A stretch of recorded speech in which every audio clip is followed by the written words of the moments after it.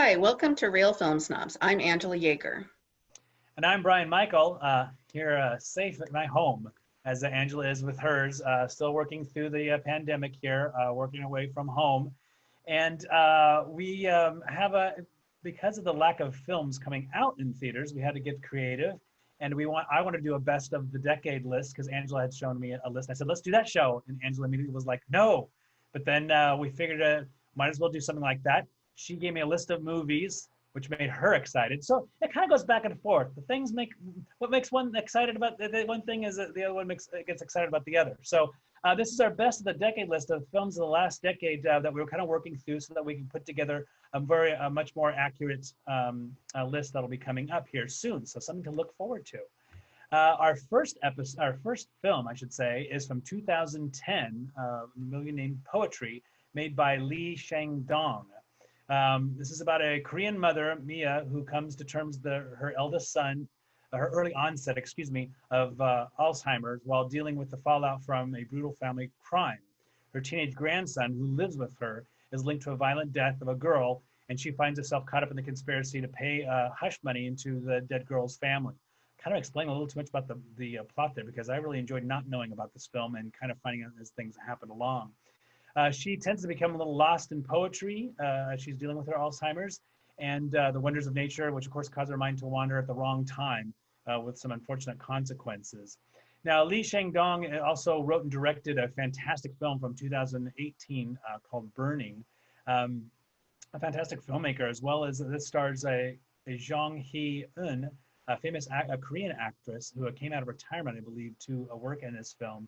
And a beautiful looking film as we watch this on our TVs at home from the director of Hyun Suk Kim that I really enjoyed the look of this film. It's not overly done where it's just so beautiful. It's very realistic because we are very much grounded.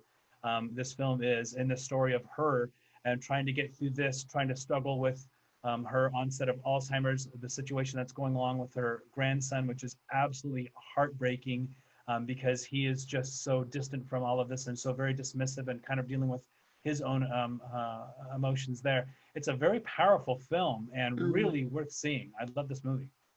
Yeah, I did too. It's fantastic. The lead performance by the woman who you mentioned, who plays the grandmother, is so powerful. She is, really a very warm-hearted person. You really empathize for her. She makes a living sort of as a caretaker, actually, for an older man who's even older than her, who has some issues, and she cleans and bathes him. So she's still working.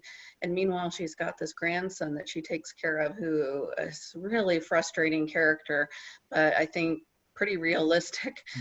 He, lives with her and very much takes her for granted, takes advantage of her generosity. And then, yeah, as you mentioned, she has this Alzheimer's happening too. And then she also decides to do something for herself for the first time in her life, take this poetry class. And then she's struggling to find poetry in the everyday of her life.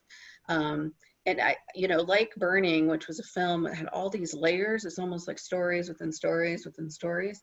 This film also, at first I was like, okay, so this is about this woman and she's got this poetry class, but then this whole plot with the grandson comes in and the crime that was committed and then rather than seeming, somehow he manages to juggle it all. It's a lot to juggle in one movie.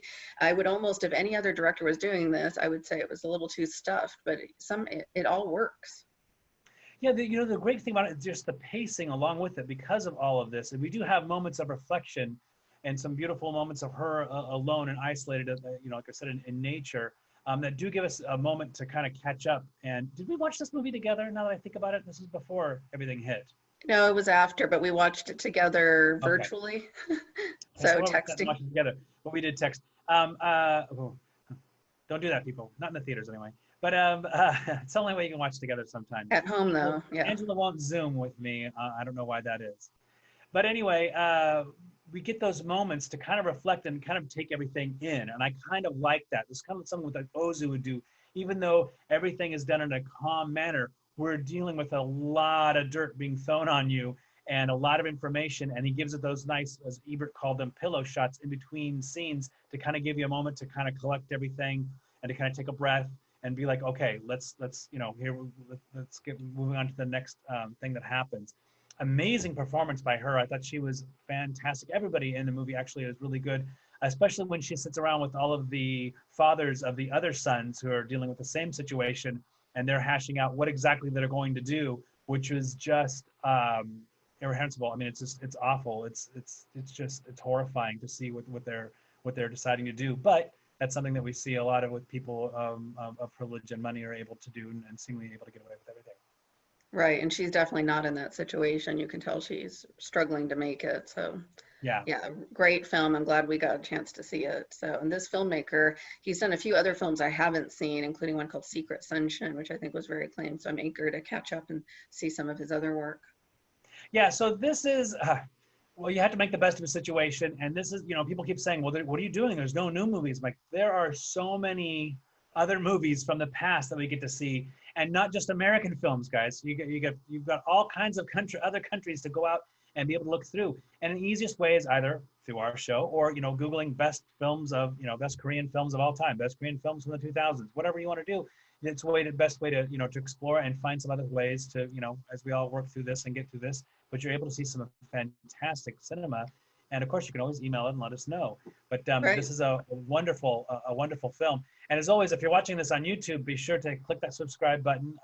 We always appreciate it. It'll let you know when we post new episodes. Yeah, exactly. And I think to your point, Brian, not a single one of the movies we're talking about today that were on critics' lists from the best of the decade are from America. They're all foreign films. Yeah. So Yeah. not foreign language, but from other countries. So there's a lot of world cinema to explore out there. Yeah, so we ready to go on to the next one? Yeah. Okay, so we'll move on to our next one, which is The Arbor. This is from 2011. Clio Barnard, a filmmaker, has crafted kind of an unconventional documentary or an adaptation of the life of the late playwright Andrea Dunbar. This is showing, let's see, after about 2 years, I think she conducted audio interviews with Dunbar's family, friends, and neighbors, and filmed actors lip syncing the interviews. And then lip syncing, that's done really well. Mariah Carey can learn something from these people. And Dunbar's play, The Arbor, is actually also acted out for the film out on the streets of her old neighborhood. It's very interesting. The film focuses in particular on the playwright's troubled relationship with her daughter, Lorraine, who was just 10 when the playwright had passed. There's a lot of powerful scenes, including the daughter, whose life is, has a lot of commonalities with her mother, reading private letters that her mother wrote. And it's a very interesting film. I can recommend this film. It has its moments that really, really blew me away. Again, the lip syncing is a little off-putting at first because you're kind of like, what is going on? But it's done so well that you just think there's maybe a little slight audio problem or something with the movie as we're going along. But to see her life, a lot of times you get to see, an artist's life along with their artwork, but done like this is such a fascinating idea. And it is an experiment. I think it's an experimental film, which usually isn't my forte, but it was enough to pull me along and enjoy this movie. Yeah, it's hard not to get kind of sucked into it. I think I was off put at the very beginning by the lip syncing, but then I, just sort of, her life was so interesting and tragic.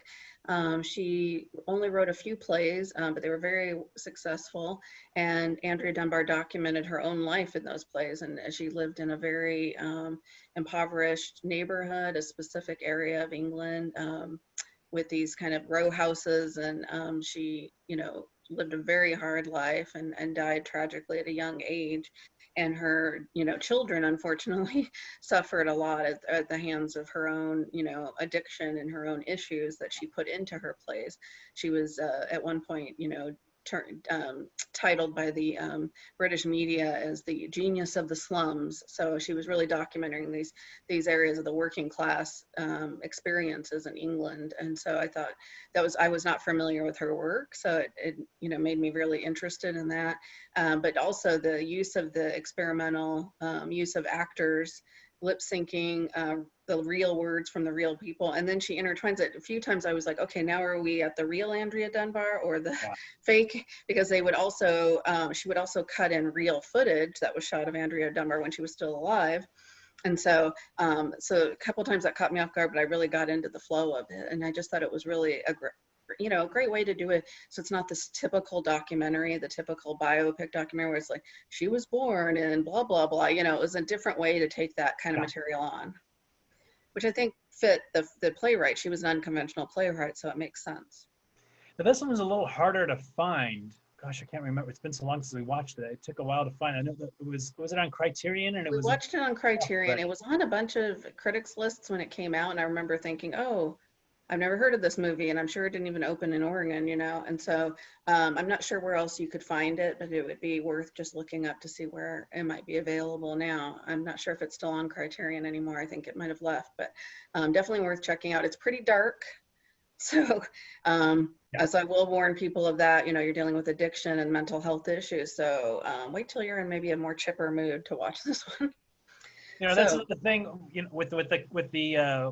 with us being isolated and at home too, is that a lot of these films you're going to be able to find, but it's a good time to create that list. And it's so satisfying when you get to knock them off. I mean, yes, that's kind of half the pleasure of our show. Really is knocking off movies, to be able to say, yeah, I saw it. And then you got to record it in Letterboxd. We're both on Letterboxd, by the way. And then sometimes you have to look on and go, oh yeah, I did see it. Yeah, so depending on how memorable the film is. So sometimes I really remember, and sometimes I'm like, I think we watched that. Right now, I envy you because you're able to lock you're knocking out like 3 or 4 films a day. But I'm like, yeah, but also like a month from now, because you watch. It's not how long it's been since you've seen the movie. It's how many movies you've seen since then, that it's easy to forget films, or it's. Oh yeah, especially if it's not a super memorable one. Some of these, like those short film noirs that I watched, they start to blend together after a while. And they're good, especially since the plots are so similar. Yeah. Okay, so we'll move on to our next film, which is from 2013. So we're going kind of chronologically through the decade. I guess that's how I made this list. Oh, that's how you did that. Oh, good. Yeah, I didn't realize it till now myself. So, and this one is A Touch of Sin by, oh boy, I'm going to try to say his name, Zhangke. And this is 4 stories set in modern China that kind of deal with issues of violence and corruption, showing how hard it is to just kind of get through life in modern China. While that sounds maybe pretty tough watching, it is a tough watch, but it's not boring. This movie starts with a bang, literally, and again, features the director's wife, who's been in almost all of his films that I've seen, in a mesmerizing performance. But I know you, Brian, in particular, often don't like movies where it's these different stories kind of all put together. But in this case, I just thought the way it was done was really fantastic. You have this opening one with this man who works for this factory, and he sees this corruption happening, and he starts to get angrier and angrier as he sees what the boss of the company is getting away with. And that particular story ends with some pretty horrific violence.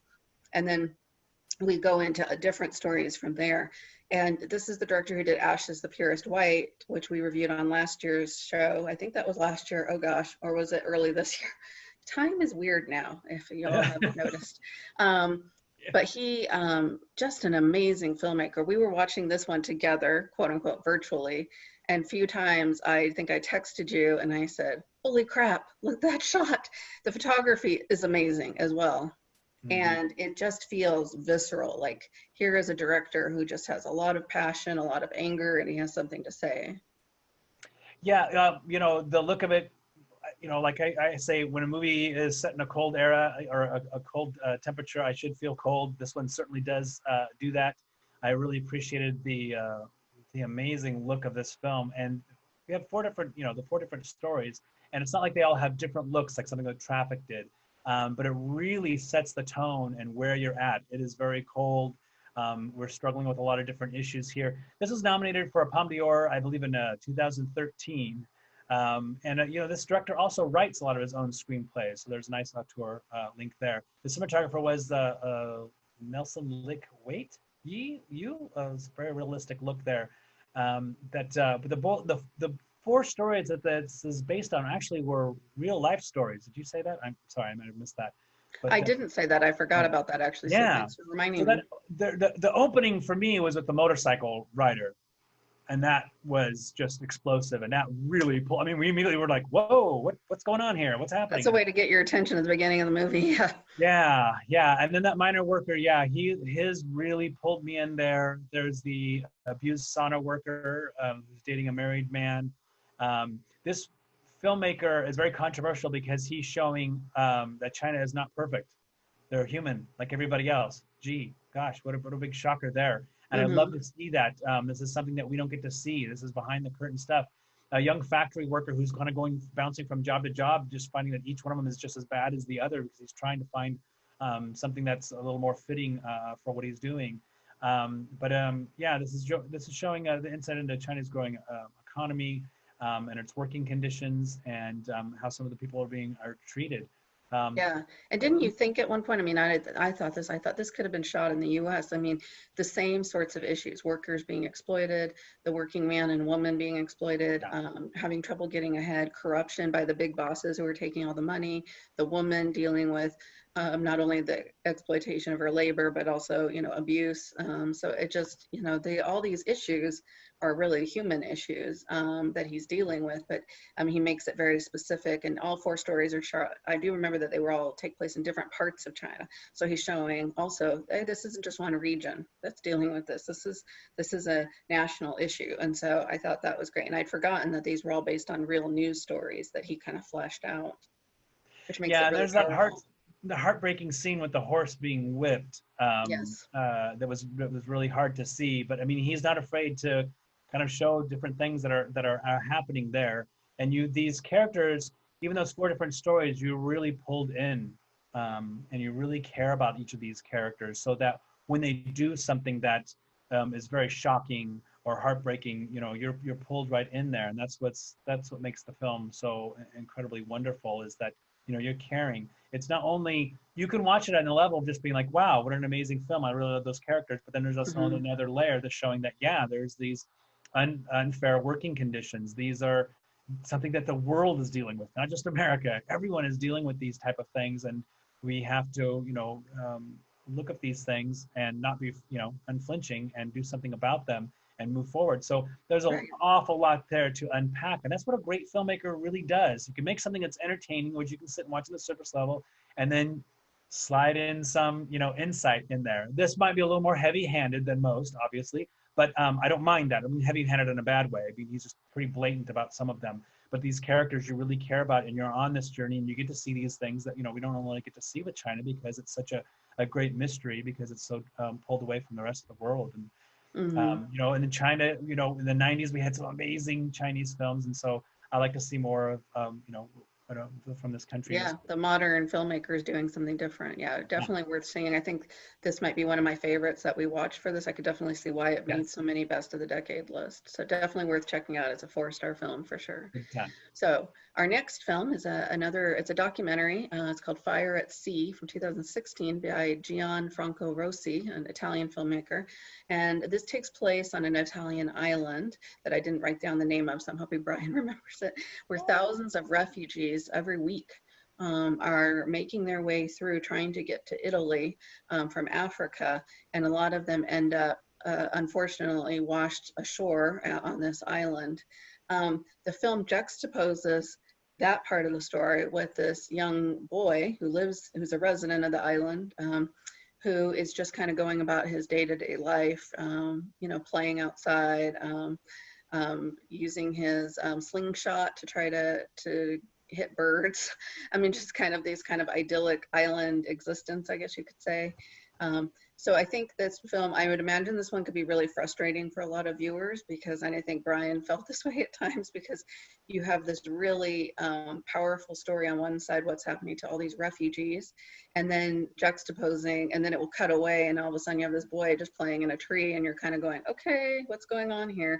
But I think, what he's trying to get at, this is my interpretation at least, is how he's relatively unaffected. There's this horrific tragedy happening on this small island, where thousands of people are possibly losing their lives every week, trying to make a better life for themselves. And here he is, a native, a resident of the island, who's just kind of going about his business. So that's sort of what I took away from that anyway. This is the Sicilian island of Lampedusa. Yeah, thank you. Quickly look that up. Yeah, okay. So these are two films that are just pushed together. And it's not like chocolate and peanut butter. This is more like orange juice after brushing your teeth. It just doesn't work so well. It is beautifully shot. Again, it's so nice having, well, we both have 4K televisions. So when you get a great looking film, I mean, there were times I felt like I just reach in and pull a refugee out and be like, come here, come to America. You're welcome here, sort of. And, but having them, it was such whiplash because you're pulled into these poor people that are being pulled. And I mean, these people that are on boats, they are stacked. They are pushed to the Literally like sardines, yeah. Literally getting, there's illness, there's sickness, there's people being burned from the gasoline. I mean, these boats are just horrific and they're being pulled off here and it's horrible and they're trying to document who these people are. And there's all of these different things that are happening. And then all of a sudden, yeah, you just cut. I mean, it's like a punch in the face to where all of a sudden you're seeing the life, everyday life that's happening on this island. Now, what the director, I believe, is showing is that even though, you know, life goes on as it does for us, we're sitting here doing a television show about movies, and there's horrific atrocities that are happening around the world that people just are easy to throw a blind eye to or not paying attention to, or some are. And that's what he's showing, but it's so, I mean, Angela, it literally is like whiplash. It was just like, whoa, what is... It's pretty jarring, yeah. And there it was so many times like where I wanted to know more. Yeah, exactly. That was the thing. It was so many times it was cut to, I'm like, I understand what you're saying, and I don't care about this person's breakfast. Can we please go back to the atrocities that are happening to these poor people that are, you know, trying to migrate? What is happening to them? How they're being documented? Did so and so live? I mean, it was just too much. It was too hard. You needed a smaller portion, an easier portion with the life on the island, and a larger portion, to me, really, of what was going on with the poor immigrants, because it was just heart-wrenching. I could not be on that boat. I would not be on one of those boats. I would be like, no. Yeah, well, the conditions on the boat definitely show you. I mean, people that say, oh, well, immigrants, you know, look at those people and their burned bodies being pulled out of the boats. You know, you have to be escaping something that's really horrific in order to be willing to put up with those conditions, so to try to find a better life. So I think it's pretty powerful. I can still recommend the movie, but I am giving it 3 stars because I did find, you know, that I wanted to know more about one part of the story than the other. So yeah, I'm able to do the same thing. And if anyone's ever been out in the ocean isn't just like, you know, it's not easy out there. That is a horrible, or it's a sea, I should say, but it is really rough. It is really dangerous, and right. My heart. So especially packed into a tin can with 100 or more other people. So. Oh, it was awful. Yeah, but we can recommend. Just go out there and find it. So our next movie is 2017's The Villainous, directed by Byung-gil. This is about an assassin, child taken in as a child and being trained as an assassin. Her name is Soo-ki. She embarks on a rampage of violence and revenge to finally earn the freedom and escape her past. And this was inspired by Luc Besson's La Femme Nikita. You could totally easily see that, or even something like Kill Bill-esque, where a young woman is taken in and trained as to be an assassin. It's actually this large school. It took us a while to kind of figure out, like, what exactly is happening, because she's kind of drug in, and then we see the cycle of where someone knew they're trying to escape, and everyone kind of plays along because you're not going to be able to get away. This is a very violent film, but a very satisfyingly violent film. I enjoyed this action movie an awful lot because we do follow along with this young lady. She is transformed at one point in time. That took me a little second there to figure out. That was very confusing. Okay, so it wasn't just me, because yeah, when they put her with and cut her face up, then it was a little bit harder for me to kind of follow that it was the same actress. But then she's given a life because she does have a child, and then she has some freedom, or so she thinks. And of course, we're already seeing the other side of the coin there and how she's being manipulated.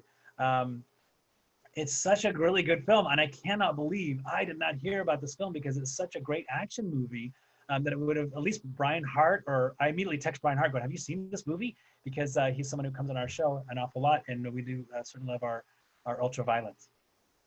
Yeah, he's a big fan of kind of like the, Asian action films. And so I was also surprised I hadn't heard about this. And I thought it would be, when I was looking through the different critics lists, I thought this would be a nice change of pace since we were watching so many other more serious films. This one's a lot less serious.